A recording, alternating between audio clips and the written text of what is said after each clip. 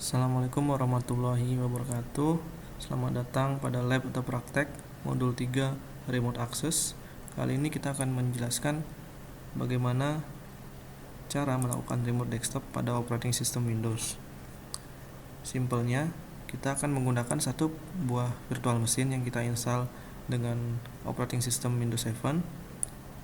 Kita beri nama sebagai PC Customer Service 1 sesuai dengan studi kasus yang ada di modul. Studi kasusnya yaitu pada suatu kantor, sebut saja PT Sisjar, terdapat beberapa ruangan yang menggunakan komputer dan terhubung dengan jaringan LAN.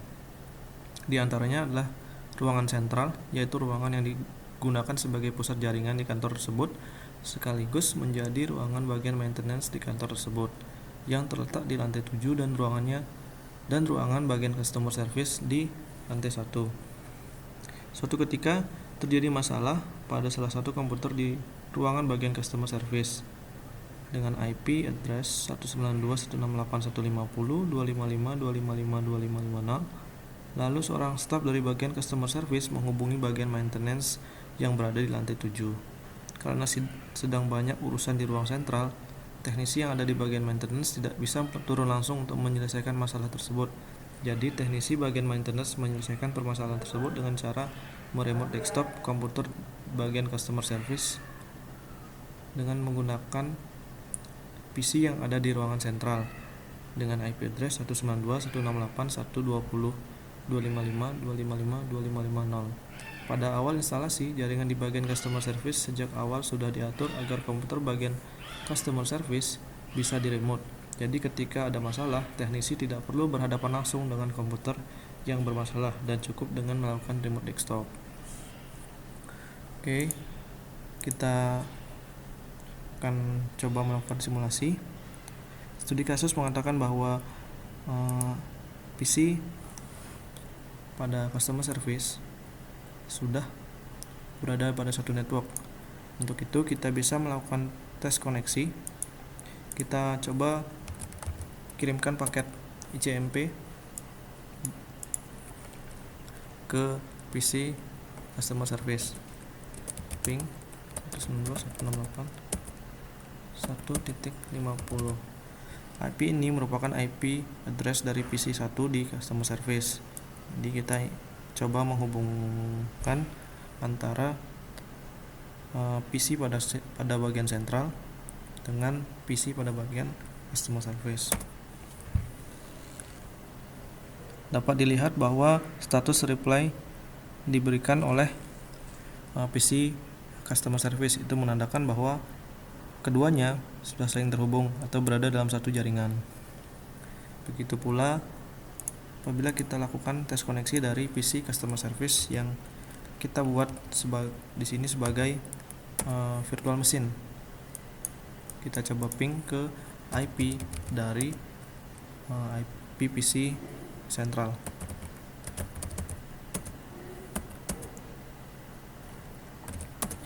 Oke, dapat dilihat status yang diberikan pula reply from 192.168.120 itu menandakan bahwa kedua PC sudah saling terhubung. Perlu dicatat bahwa untuk melakukan setting IP kita bisa menggunakan mode NAT, bisa dicek pada bagian kanan bawah network adapter NAT. Itu artinya pada bagian main OS atau di bagian sentral setting IP pada VMnet 8. Dapat dilihat IP versi 4 address 192.168.120. Close. Dan jangan lupa untuk mematikan firewall. Di syaratnya yaitu kita juga harus mematikan yang namanya firewall. Firewall bisa dimatikan dengan kita hanya mengetikkan Windows firewall.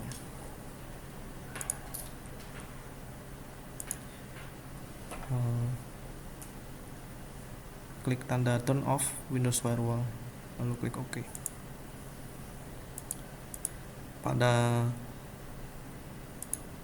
bagian customer service, firewall juga perlu dimatikan. Oke, langkah selanjutnya yaitu proses remote. Jadi syarat kedua selain dengan menyamakan IP, syarat kedua yaitu PC yang akan di-remote atau PC customer service harus sudah disetting dapat menerima proses remote. Jadi sebelum kita melakukan remote, pastikan terlebih dahulu settingan pada PC customer service sudah mengizinkan untuk terjadinya proses remote desktop. Kondisi ini dapat kita cek pada bagian Start, Komputer, klik kanan, Properties. Kita akan diberikan jendela basic information dari PC customer service. Untuk keperluan remote desktop, semuanya ada pada bagian remote setting. Kita klik, akan muncul sistem properties, akan terdapat computer name, hardware, advanced system protection, dan remote. Pada bagian ini, untuk mengizinkan terjadinya remote desktop, kita harus melakukan centang pada allow remote assistant.